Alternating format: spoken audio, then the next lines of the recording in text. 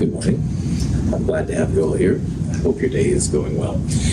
Today what we're going to do is we're going to finish chapter 11, what we'll need to talk about. And we'll also start, I think, a review for the second midterm. Because next Monday, when you come to lab, we will take the second midterm. The second midterm is over chapters 9, 10, and 11. So gas laws, which is chapter 9, chapter 10, liquids and solids, intermolecular forces, crystal structures, and now this most recent one, chapter 11, which is on solutions. And before I talk more about solutions and stuff, I do want to say that also next Monday, you'll have an exam prep worksheet due. Just like before the first midterm, there's an exam prep. It's got, I think, 5 questions. The question is given, the answer is given. Show your work how to go from the question to the answer, and you should be good to go. You'll also turn in the freezing point lab that we did on Monday, and then we will start the Kinetics 2, the Kinetics 1, Part 1 lab. We'll do that afterwards. It's not a very crazy lab or anything, but there will be a lab afterwards too. Okay, now solutions is what we're talking about right now. And on Monday, we talked about all the types of units you'll see in this section. And there are 4 really important ones. The most important ones by far will be molality and molarity. Now, molarity is the one we've used all the way up to this chapter. And to be honest, after this chapter is done, it'll be the only unit we use again. But in this section, we need a few other things too. So molarity is moles over liter. You get capital M for the symbol, and it's what chemists use most of the time. But in this chapter, molality, which is little m, is also really important. Now, molarity and molality both have moles of solute in the numerator, but it's in the denominator where things are different. Molality uses kilograms of solvent, so a mass term and just solvent. Molarity uses a volume in liters of solution. So it's not only volume instead of mass, but it's solution, solute plus solvent. And we talked about how to interconvert and all that jazz. Now there's also weight percent and mole fraction, and those are also really important. Weight percent is just grams of what you're looking at divided by the total grams times 100%, while mole fraction is moles of what you're looking at divided by total moles. No times 100% though, this is just a number.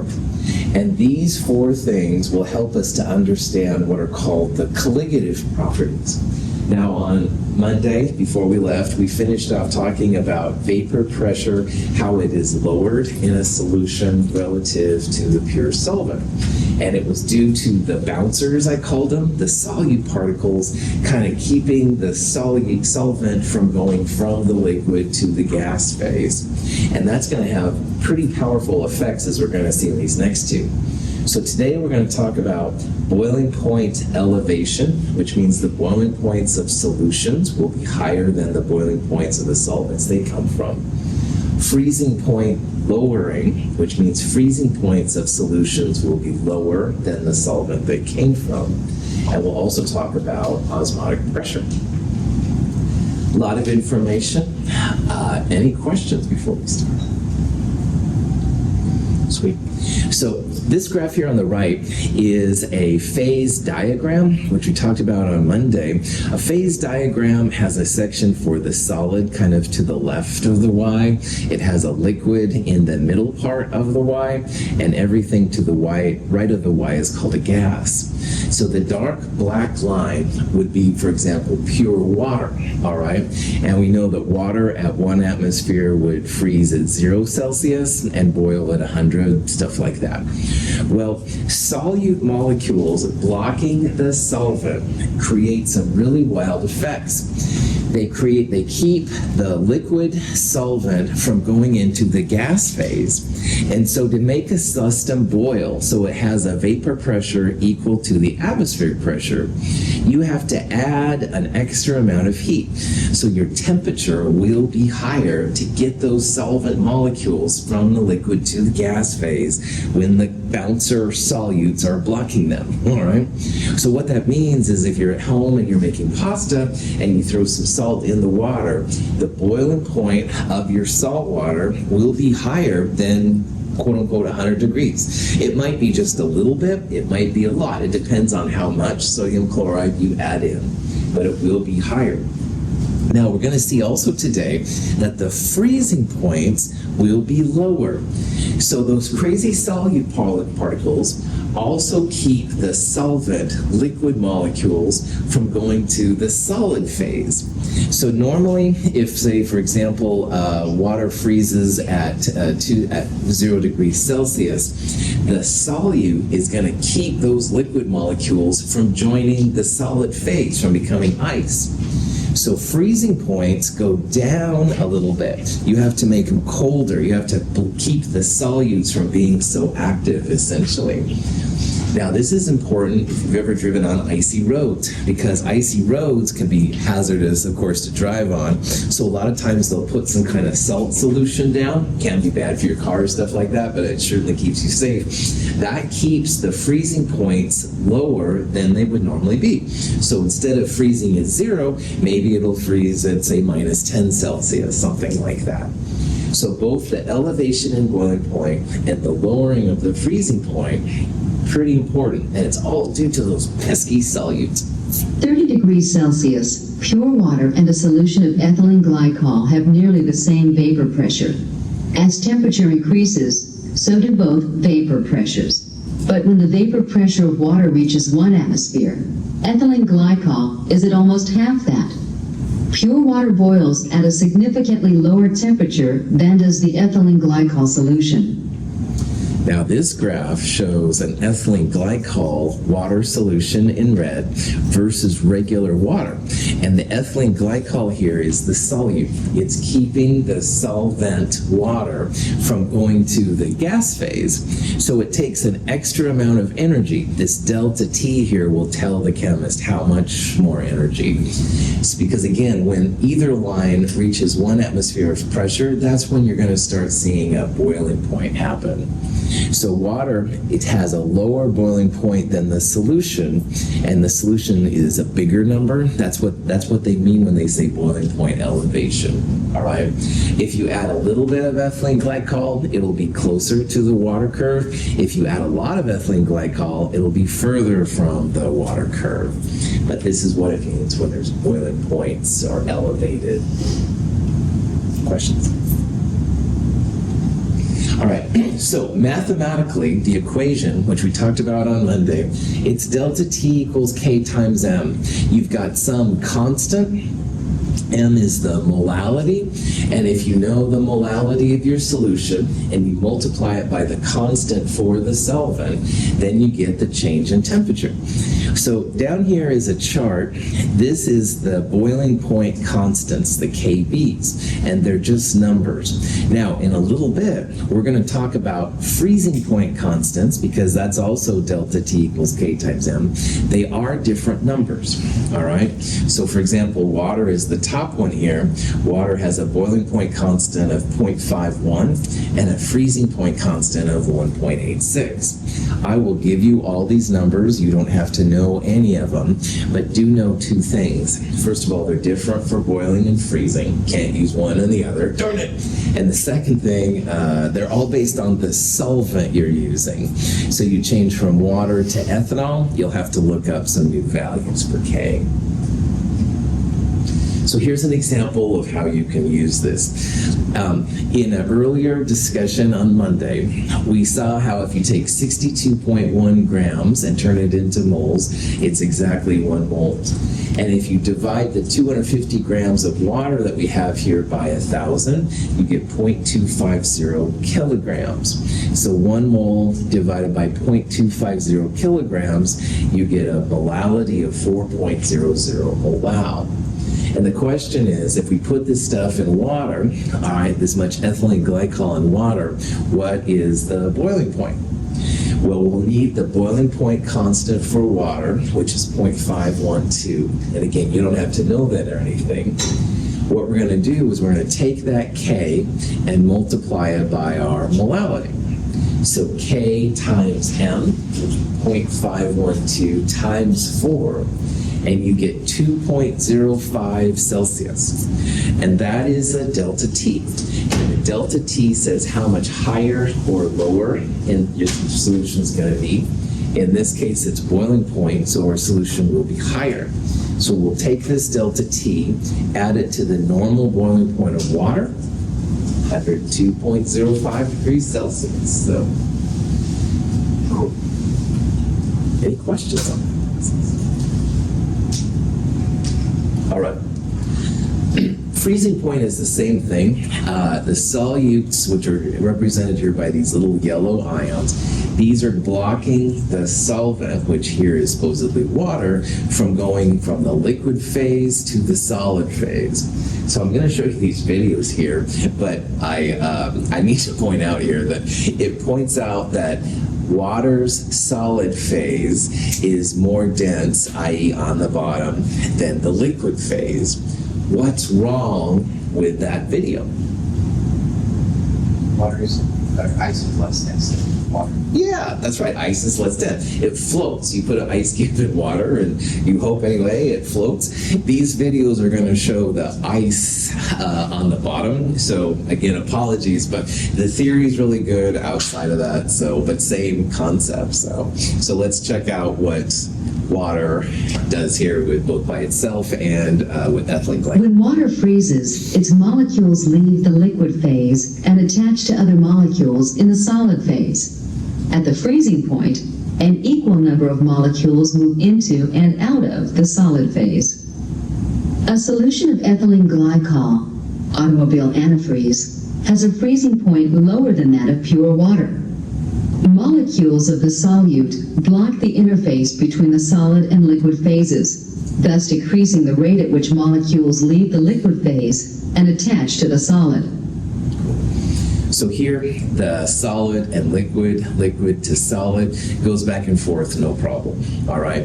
And when you get to 0 Celsius, that's when the solid starts to appear, all right? In this example, the solute, those ethylene glycol, those little yellow atoms, they're blocking the liquid from going to the solid. So it takes an extra lowering of temperature to make the solid start to form. So freezing points of solutions are always less than the freezing point of the pure solvent. That's what it's trying to get across. And like we saw on the problem set on Monday, it is delta T equals K times M again. It's a different type of constant. It's a freezing point constant instead of a boiling point constant. So here's that table I showed earlier. Water, for example, has a boiling point of about 0.51, but the freezing point, which is what we need for this kind of problem, 1.86. So you got to use the right constant at the right time, stuff like that. But the process is really similar. So again, if you have a 4.00 molal solution, which is what we saw in that last example, and you know the KFP value is 1.86, and you want to know how much lower your freezing point is going to be, no problem. Delta T equals K times M, plug and chuck, 7.44 degrees Celsius. So if your solvent freezes, i.e. water, at 0 Celsius, the delta T is how much lower your solution is going to freeze. So if it's 0, then you subtract 7.44, it's going to go lower, minus 7.44 degrees Celsius. If you see a KFP which is negative, it tries to correlate with a negative value of this kind of number. I'm going to try and keep all your K's positive. Just remember that molality M is mass space, grams, moles, that kind of stuff. And in chemistry, matter is always a positive number, no negative numbers and stuff. Okay. There is one little twist we have to talk about. When you're talking about these colligative properties, it doesn't matter, usually anyway, what kind of solute you use. So you can use sodium chloride, hydrochloric acid, anything like that is fine, all right? But what is important is it matters how many particles, how many pieces you have in solution. And if you remember from Chem 221, the ionic compounds, the things that have a positive cation and a negative anion, they don't stay together in water, all right? They dissociate into sodium plus and chloride ions. So you might think you're putting 1 mole of sodium chloride in, but in water, they're going to break up into 1 mole of Na plus and 1 mole of chloride. So you get twice as many particles when you put ionic compounds in water than you would expect. So here's an example of why that makes a big difference. Let's say we want to know how much sodium chloride we need to put in 4 kilograms of water, and we want our freezing point to be lowered by 10 degrees, so to -10. All right, well, no problem. Delta T equals K times M. The K for water, freezing point constant, was 1.86. So we want to go 0 minus -10. That gives us value of 10 essentially. And the molality then comes out to be 5.38 molal. And molality is moles of solute per kilogram of solvent. So if we want the freezing point to go down to -10, we need a molality of 5.38 molal. And remember, we have 4 kilograms of water. However, the 5.38 number means we need 5.38 moles of dissolved particles per kilogram. And crazy ionic compounds dissociate. Sodium chloride, magnesium bromide, lithium nitrate, all these things break up into positives and negatives. The net ionic lab we did in Chem 221 was all about this. All right, we talked about how they break up into. You can see how they reform into solids or gases or water or whatever sometimes. These things, it's a real phenomenon. So when you put sodium chloride in, you get 1 Na plus and 1 Cl minus per NaCl. So you get 2 particles per mole of NaCl. All right? And that's really important with these crazy colligative properties. People didn't expect this at first, but they quickly realized, oh yeah, things are getting a little crazy. So if you know about the 2 particles per NaCl in water, there's 2 moles. So 5.38 moles per kilogram, and there's 2 particles per NaCl, means that technically we only need 2.69 moles per kilogram. We don't need 5.38. So if you know about this factor, 2.69 moles, you can multiply by the kilograms to get rid of that. Sodium chloride is about 58 or so grams per mole. You come out to have 629 grams of NaCl. So if you put 629 grams of NaCl in your 4 kilograms of water, you will go down to -10. But what people didn't do at first is they didn't divide by 2.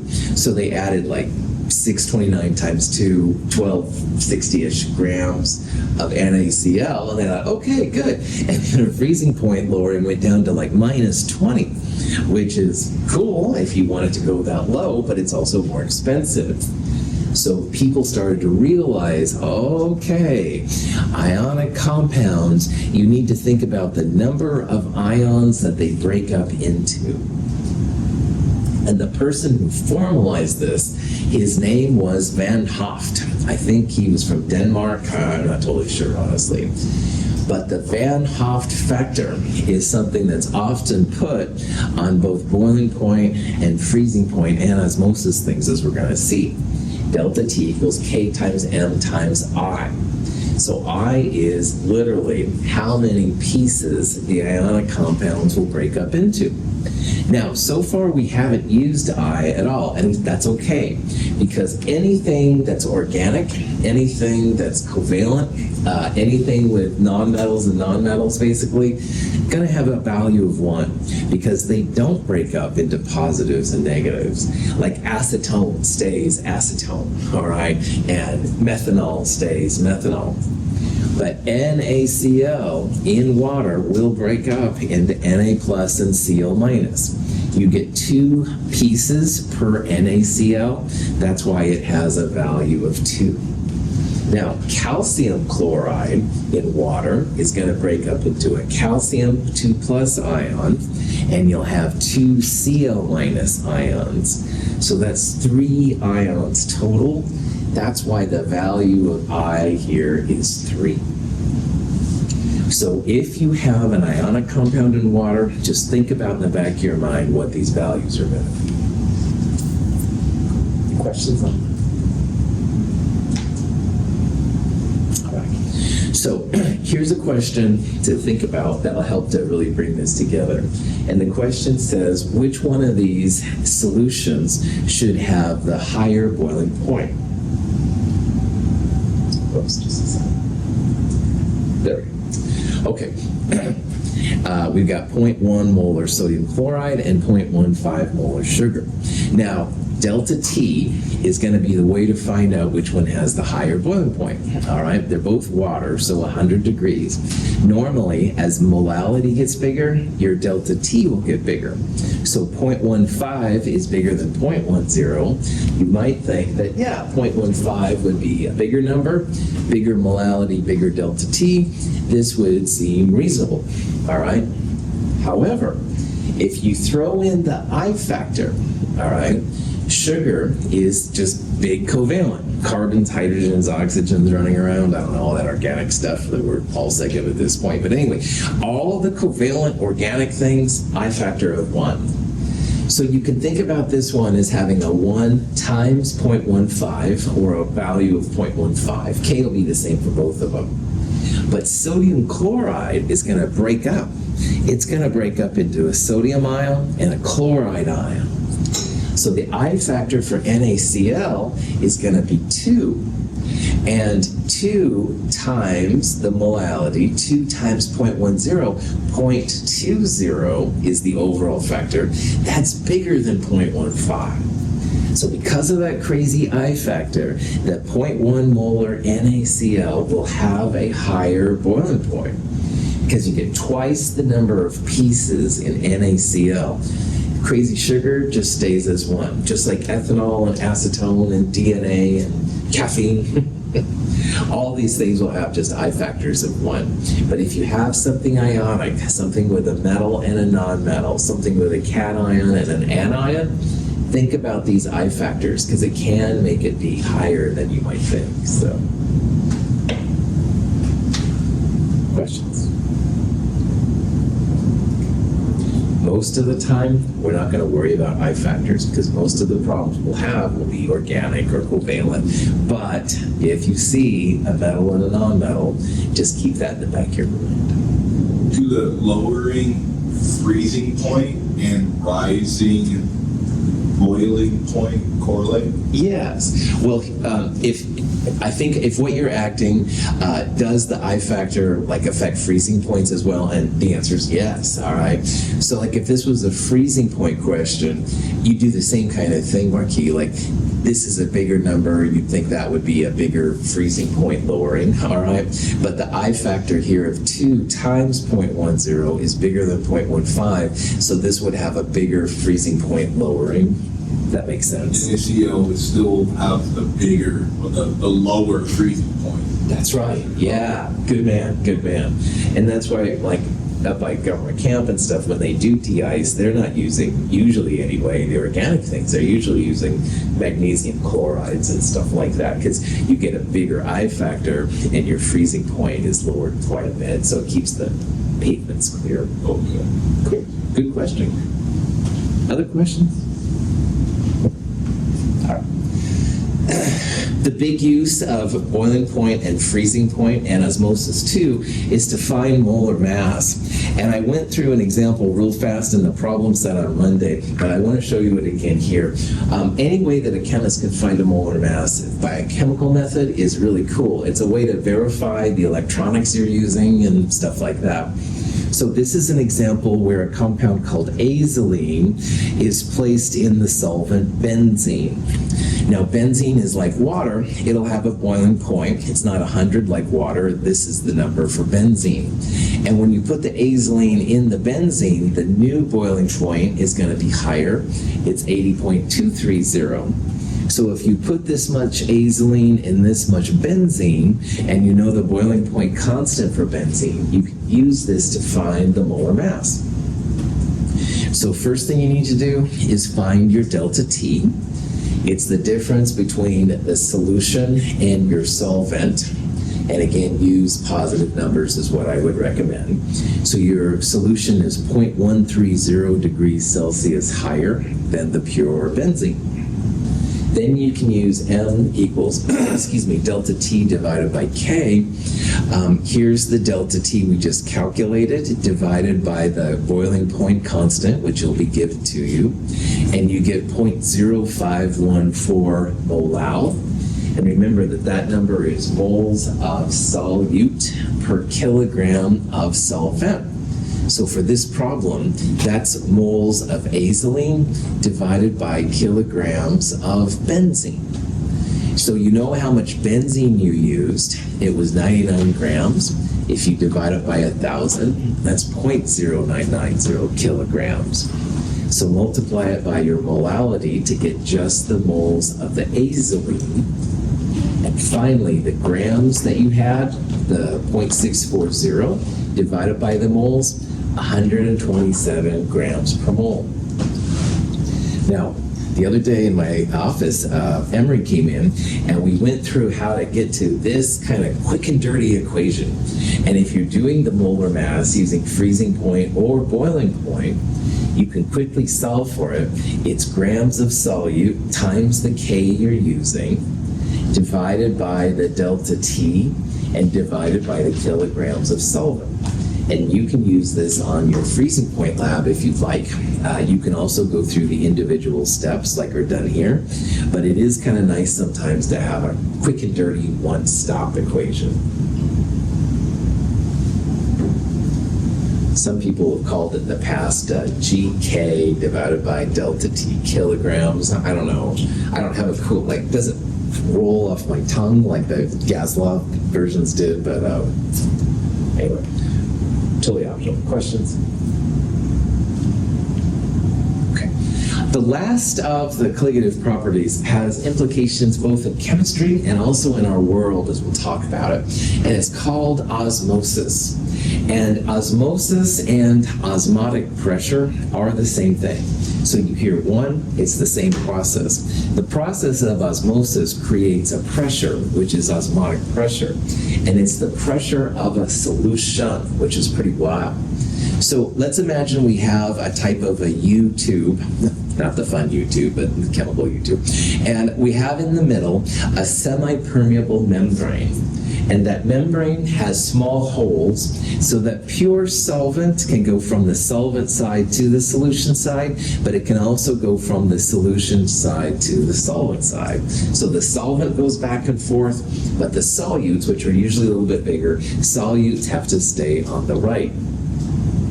And an amazing thing that happened, which is kind of hard to explain, but we see, what scientists and people see, that solvent molecules from the solvent side naturally go to the solution side. You don't have the solvent on the solution side going to the pure solvent side. You actually see pure solvent going to the solution side. So it literally is like all these molecules rushing this way, and that's like a type of a pressure. It's a solvent pressure, which is really, really weird. Now, the driving force, why this is happening, is something called entropy. And we're going to talk about entropy in Chem 223. Entropy is a fascinating concept. Don't get me starting to talk about it because I'll go off and stuff. But anyway, just realize there is a reason why this is happening, but it's not real clear at this point. So what I'd like you to do is just take it as a fact that solvent goes to the solution side, and it doesn't go from the solution to the solvent side. If you started with 1 molar sodium chloride, once the solvent's done, maybe it's going to go from 1 molar down to 0.1 molar, all right? It's going to actually lower the concentration of the solution on that side, which is really, really crazy. A solution of higher concentration and a solution of lower concentration are separated by a semi-permeable membrane, one through which solvent molecules can pass but through which solute particles cannot. Solvent molecules will pass through the membrane from the side containing the more dilute solution to the side containing the more concentrated solution. This process is called osmosis. Solvent molecules actually move through the membrane in both directions, but because the concentration of the solvent is higher on the right, solvent molecules on the right collide with the membrane more frequently than on the left, resulting in a net flow of solvent from right to left. Again, if you had just water in here, it would be equal sides, all right, because gravity pulls things down, blah, blah, blah. But if you have a solution on one side and pure solvent, or this one said less concentrated, more concentrated, same thing, the pure solvent moves to the side with more solute, all right, and it literally pushes it up, and you can measure it as a pressure, blah, blah, blah. Now, in terms of the gas law stuff we did, this is an example of how you can do that. This little bag right here has a 5% sugar solution, so sugar and water. And sugar can't get through the bag. But what happens is the water kind of rushes from the outside water into the bag, and you can see it pushes the water column up. And you can actually measure this. It's a millimeters of mercury. But again, remember, this isn't the pressure of a gas, which was what we've done so far. This is pressure of a solution, which is pretty wild. So osmotic pressure is this pressure that's created through osmosis. Osmosis is literally the pure solvent going to the solution side. And osmotic pressure usually gets the symbol pi. That's the Greek letter for P. It doesn't mean 3.1416 in math. All right, this is osmotic pressure, and it's usually measured in atmospheres, sometimes millimeters of mercury, that kind of stuff. And scientists have studied this a lot, as we'll talk about. Pi, osmotic pressure, equals ICRT. Now, I is our good Van Hoff factor we just talked about. If you have sugar, I is 1, and you don't have to worry about it. If you have sodium chloride, you get Na plus and Cl minus. You're going to have an I factor of 2. So that's something to think about. R is the gas constant, R, 0.082057. Works really well here. And T is the Kelvin temperature. So your osmotic pressure in this equation comes out to be atmospheres. You could convert it into millimeters of mercury using 760. But again, this is not a gas. This is the solvent pushing into the solution, which is pretty wild. Yeah. C concentration. Yeah, moles per liter. Yeah. So molarity. Yeah. Good. Other questions? When a solution and a pure solvent are separated by a semi-permeable membrane, solvent can flow in both directions, but the solute cannot. Here, pure water moves into the solution, working to bring both the solution and pure water to the same concentration. This process, osmosis, continues until the flow of water across the membrane is balanced by the pressure exerted by the water column. A semi-permeable membrane blocks solute molecules, but allows solvent molecules to pass in both directions.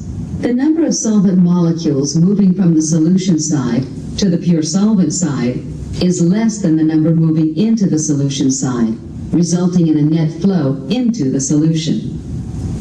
The solutes here are hydrated. This is the ion dipole force. So probably this might be Na plus with waters around it, or chlorides with water around it, something like that. But they're bigger, all right? So they don't go through the holes like the water does. And again, there's more water going through it. So eventually gravity is going to start winning out and it's going to start pulling it down. But it does have an appreciable force that can be measured, which is totally wild. Here's an example of how useful osmosis can be. Now, osmosis has, in my opinion, two main uses, and number one is finding the molar mass of these massive biochemical molecules. Now, in biochemistry, hemoglobin, stuff like that, the molar masses are in the thousands of grams per mole. And most of the time in Chem 221 through Chem 223, the biggest molar masses we get are about 500 or so grams per mole. But osmosis works really well when you want to find the molar mass of one of these massive biomolecules. So here we've got 35 grams of hemoglobin. It's got a liter of solution. They measured the osmotic pressure pi to be 10 millimeters of mercury at 25 degrees Celsius. You can actually use all this information to calculate the molar mass. So the first thing you want to do, anytime you use R, you've got to use liters, atmospheres, moles, and Kelvin. So we're going to turn the millimeters of mercury into atmospheres using the conversion we looked at with the gas law. So this is 0.0132 atmospheres. You can then calculate the concentration that Naomi asked about, the moles per liter of this particular thing. So here's the value of the pressure in atmospheres. You divide it by R, 0.082057, and the Kelvin temperature. So the number you get is moles per liter. Now in this example, we had exactly 1 liter of solution. So the moles are essentially 5.40 times 10 to the minus 4 moles. And if we know how many grams of the biomolecule created it, then the molar mass is going to be the grams we put in divided by the moles. Molar mass, 64,800. Again, these numbers are just amazing to me because they're so big for what I usually use. But in biochemistry, this is real common. So osmosis is kind of the premier way to find a molar mass if you have a biomolecule that you want to know. Stuff like that. Questions? Now, on a practical level, if you've ever been to the hospital for any kind of procedure, one of the first things they do is they set you up with some kind of bag and they hydrate you. But the thing is that if they put pure water in you, you'd start experiencing osmosis because all of our cells are like little tiny concentration things with stuff in them, and you start putting water in, well, the water would rush into the cells would get bigger, bigger, bigger, bigger, and finally, sound effects not necessary, but it would be bad news, all right? So when they pump you up with stuff, it's not just water, it's usually potassium chloride or something like that. And that way, then, the osmotic pressure of the stuff going in will be equal to your cells are happy, you're happy, stuff like that. So the medical people always worry about isotonic, meaning that what they pump into you has roughly the same concentrations as the cells that you have in your body, which is really, really important. But they'll talk about this more in A&P and medical classes and stuff. But ideally, what you want is you want to have the concentration of solvent on the outside equal to the concentration of solvent on the inside. So there are going to be some water molecules going in and some water molecules going out, and that's good. That's what we want as healthy people. However, you can have hyper or hypotonic. And hyper, the water molecules from the inside go to the outside. So this would be if they used a solution which was more concentrated than our cells, and that would be bad because the cells would shrink down to nothing. This is the one I know they really worry about. This is if you had pure water pumped in, concentration is more on the inside, so all the solvent rushes in. So the cells get bigger, bigger, bigger, bigger stuff. All that's bad news. On a practical level, though, where osmosis is becoming super important is through what's called reverse osmosis. Now, normally, if you have pure water on one side and solvent on the other side, or some kind of solution, the water goes from the pure solvent to the solution. However, if you pressurize these hardcore, I'm not talking a little bit, like 1 atmosphere is normal pressure, so if you use massive amounts, and this thing it's more than 30 atmospheres of pressure, you can actually push and make the pure solvent go to the other side.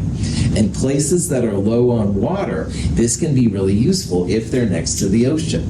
They pump seawater in, which is normal water plus everything else under the sun. They pressurize it. Only water goes through the membrane. You can get drinkable water out. And this used to be only in places like Saudi Arabia, which are really warm. Now they're using it in Los Angeles, and I think I saw one in New York even.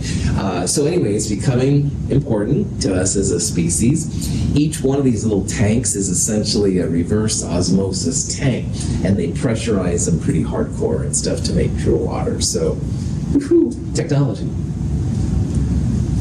Questions? Okay, so normally I would have went into other types of solutions and given you examples and shown you another Cheesy Seinfeld clip, but we're kind of low on time. So what I'm going to do instead is I want to start talking about midterm 2, because next Monday when you come to class, that's going to be what we'll do. Now again, next Monday at 1:10, we'll take the midterm. We won't do problem set 6 or anything like that. Exam 2, you'll turn in exam prep 2, the worksheet, which is questions followed by the answers. You'll turn in the freezing point lab that we did this Monday, and then we'll start the kinetics 1 lab. Midterm 2, chapters 9, 10, and 11, so basically problem sets 4 and 5. So chapter 9 was all the gas laws, P equals MRT, P equals NRT, PM equals DRT, et cetera, et cetera. 10, intermolecular forces, liquids, solids, how to do the stuff like that. And now chapter 11, the newest stuff, it's going to focus on these 4 properties mostly, the 4 types of concentrations and the 4 types of colligative properties. That's kind of the big part about chapter 11. The midterm itself, 20 multiple choice questions, 3 short answer questions. There's an optional 5-point extra credit question in there. If you wish to tackle it, you can, but you don't have to. And like before, the next time I see you after the midterm, I'll return it to you with a summary sheet saying how you're doing at the time, stuff like that. There's a sample midterm online I encourage you to check out. It's a midterm I gave a few years ago. You can get a sense for what the stuff is going to be like. Any questions on that kind of stuff? Okay. So what we'll do is we'll just start going through some review questions. We'll start with the gases and work our way up to the solutions. So here's a kind of question you might see. A sample of gas with a volume of 222 milliliters at this pressure and this temperature. The question is, what will be the new volume at this pressure and this temperature? So see if you can figure out what that's going to be. I'll wait here for a few minutes just to see how you're doing on it. One thing to note is that volume is always going to be a positive number, so answer E doesn't make any sense. But the other ones are all possible answers.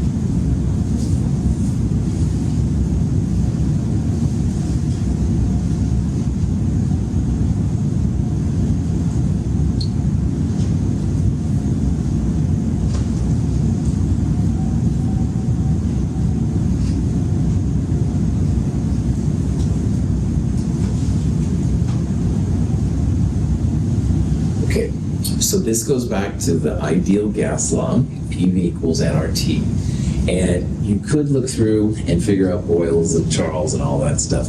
But honestly, what I would do, you can see here they're talking about volume, pressure, and temperature. So conceivably, all three of these would change. So what I would do in the ideal gas law is get everything that you think might change on one side and anything that doesn't change in the middle. So in this case, it doesn't say anything about quantity, moles, grams, blah, blah, blah. N doesn't change and R never changes. So that means that the pressure, volume, and temperature of one set of conditions is going to equal the pressure, volume, and temperature of the other set of conditions.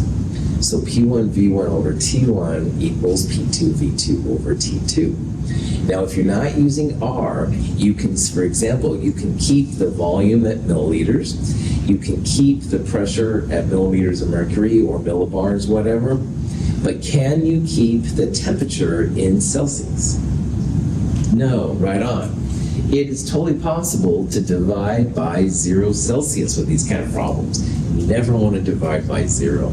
So if you're going to use temperature, make sure you can convert Celsius to Kelvin. However, if you look at this question a little bit closer, the pressure changes, definitely, but notice that the temperature technically is the same. So if you want, you can even just cancel out the T's, all right? If the T's don't change, then you can just cancel them out because T2 over T1 would be the same number in Kelvin. So it really comes down to P1 V1 equals P2 V2. You'd solve for V2.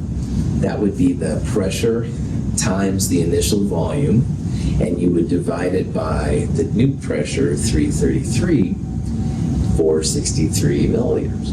There's nothing wrong, though, with putting the 273 Kelvin in there. If in doubt, it's totally fine to do.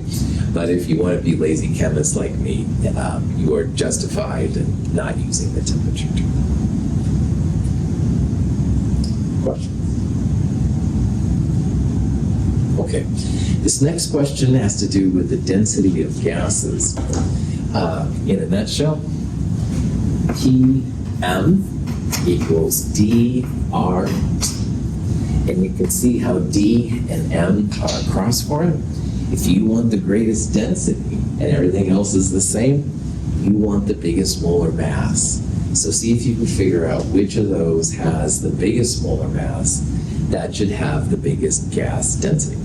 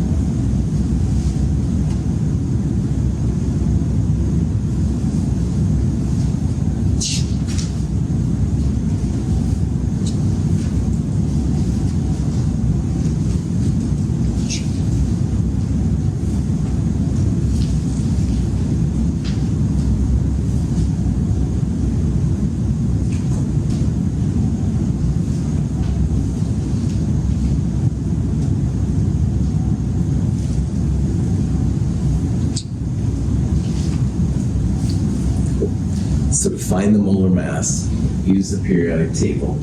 So for example, oxygen, O2, would be 16 roughly times 2, about 32 grams per mole.